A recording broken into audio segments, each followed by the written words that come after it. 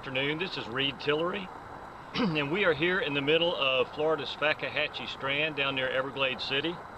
And what we're going to do this afternoon is we're going to walk a compass course through the swamp, and we're going to then lay out a diagram of our compass course, and we're going to use that diagram to figure out how to get back to our vehicle right here at this point on the road.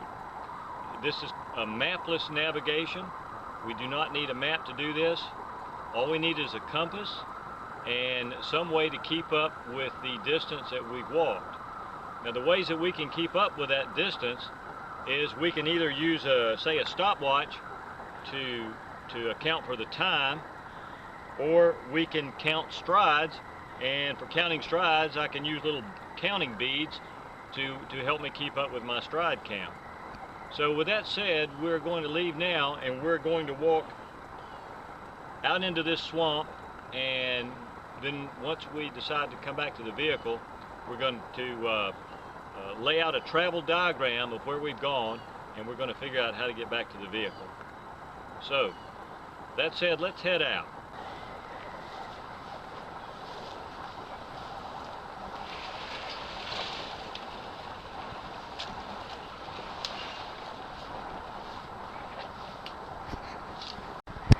Okay, so we're going to head out into the Fakahatchee Strand, and I want to go to the far end of that clearing, and I've measured it with my compass, and I found out that it's 219 degrees magnetic.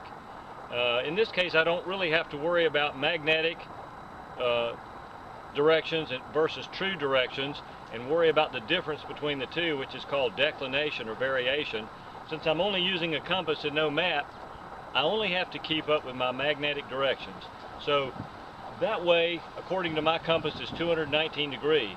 So what I'm going to do is walk that course, and I'm going to keep up with the distance that I've walked to the best of my ability, and I will use that later on to help me figure out how to get back to the Jeep.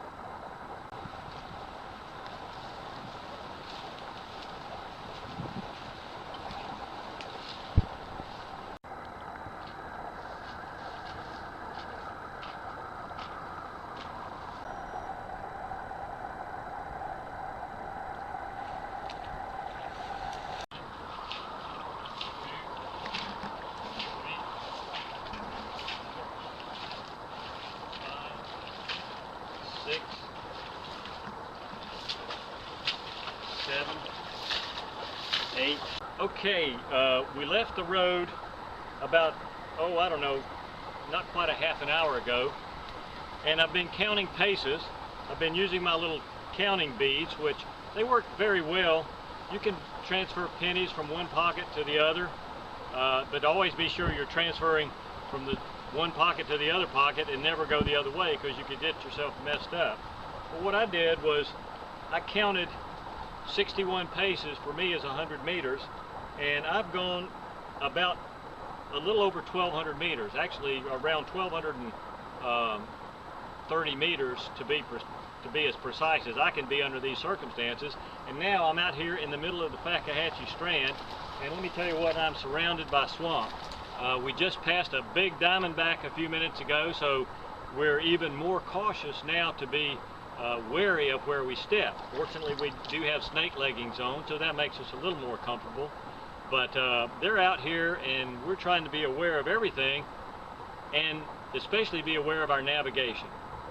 So now we need to change directions, or we're going to change directions, and it looks pretty clear over that way. So what we're going to do is we're going to head off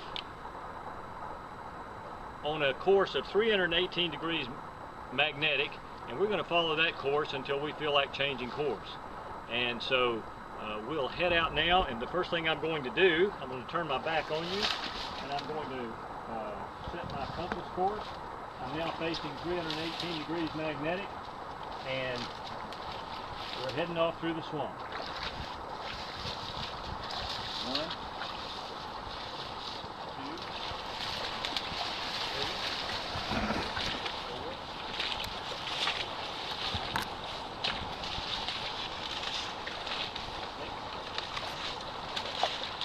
7, 8,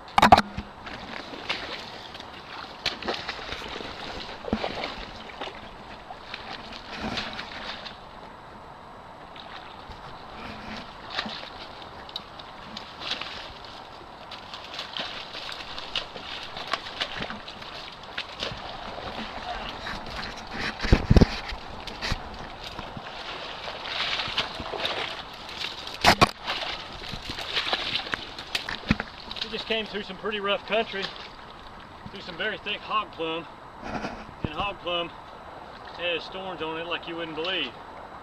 And then we're entering into an open area, and we'll be able to make better time. Now this is why we're using pace count instead of keeping up with our time in this case, because some of the areas we come through are very thick and it takes a lot of time to go through those areas. Other areas like this prairie are wide open, so we can cross a greater distance in an equal amount of time, which would make our time scale not consistent. So in this case we're definitely going to fall back on counting paces. Okay, our next leg here is 24 degrees, and if I measure with my compass and look off in the distance, 24 degrees is about where that big cypress tree is. So I'm just going to walk to that big cypress tree, and I don't have to look at my compass the whole time. Right now I stopped my pace count at 40, so I'll just pick up my pace count at 41. 41,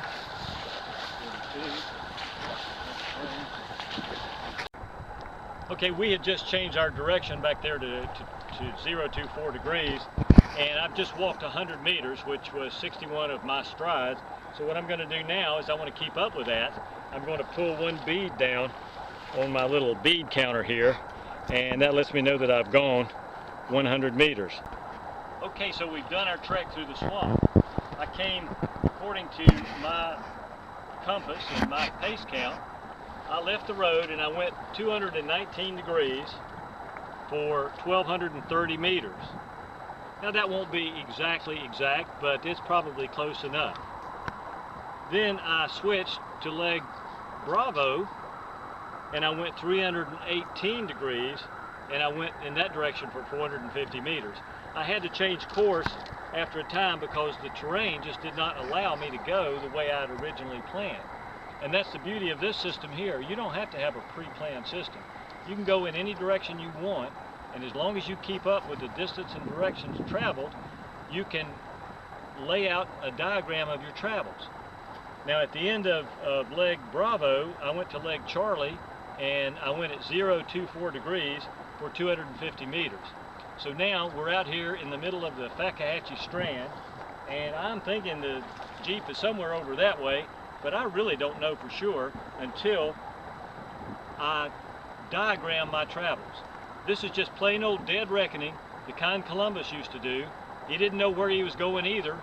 He just kept up with his distances and directions, and as long as he kept up with his distances and directions traveled faithfully, he could always plot a course for home. So what I want to do now is plot a course for home. This territory out here is virtually unknown to me, so I am going to plot a course that'll tell me how I need to go home. So I will begin using palmetto sticks that I gather, just dead palmetto sticks. They will make good straight lines for my courses, and I will measure each leg according to the number of degrees, and I'll lay out my course.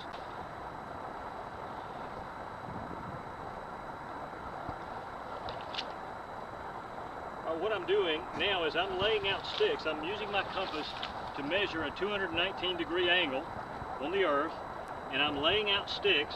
This is my supposed starting point here, and I'm laying out sticks along a 219 degree angle. This will represent the first leg of my course, and since I walked 1,230 meters, I'm going to let each boot length represent 100 meters.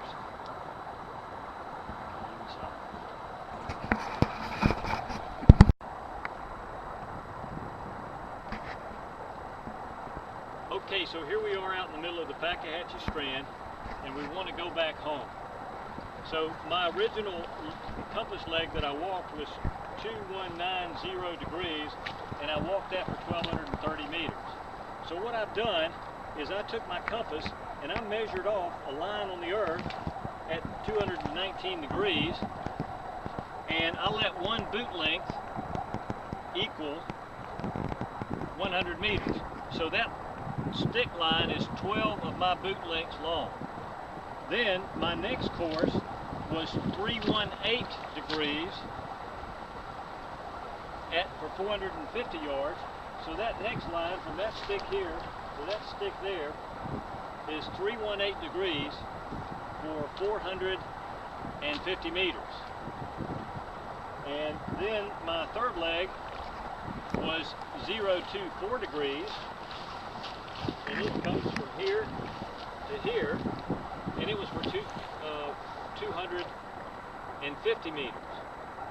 So this right here represents a bird's eye view of my travels.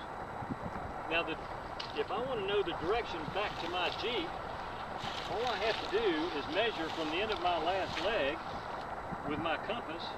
I will measure the direction to the beginning of my first leg, and in this case, I get it's 080 degrees. But how far is it back to the Jeep? So it's 080 degrees, that's the direction in which I have to walk, so I know I've got to walk that way. I can see it by my diagram. But I have to walk, and I'm going to use my boot links to measure off the distance because I'm using a consistent scale. So that's 1, 2, 3, 4, 5, 6, 7, 8, 9, 10, 11, 12. It's about 1,200 meters back to my Jeep. So 1,200 meters at 080 degrees. But we want to aim off a little bit, because what if we hit the road to one side or the other of the Jeep? We won't really know which way to walk. So what we're going to do is we're going to aim off to the north a little bit. So we'll walk a heading of 070 degrees, and that way when we come to the road, we'll know to walk toward the south to find the Jeep.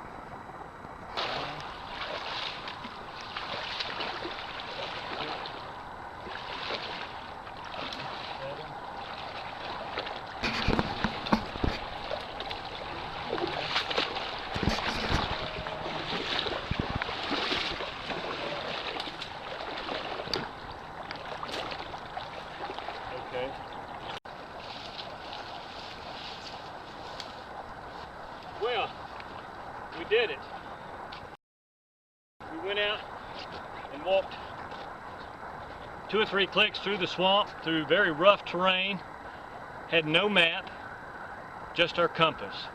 And we laid out our compass legs, and we aimed off 70 degrees back to our vehicle. We determined that the return route was 080 degrees, but we decided to walk a route of 070 to aim off a little bit. And we had to go through a lot of rough stuff, so we didn't follow anything like a straight course. But as much as we could make it, our course was a series of parallel straight lines through the swamp. And if we had to stop our forward progress to go around an obstacle, we stopped our pace count. And if we had been timing, which something we just really didn't do, we would have stopped our time count. But our pace count really saved the day, because our guess, we were within 50 meters. We guessed within 50 meters of where the road should be. We guessed it was 1,200 meters back, and actually it was just a little less, about 1,150 meters back to the road. So this method of finding your way over the terrain without a map, it works as long as you work it and work it properly. But you must be mindful of your distance and direction.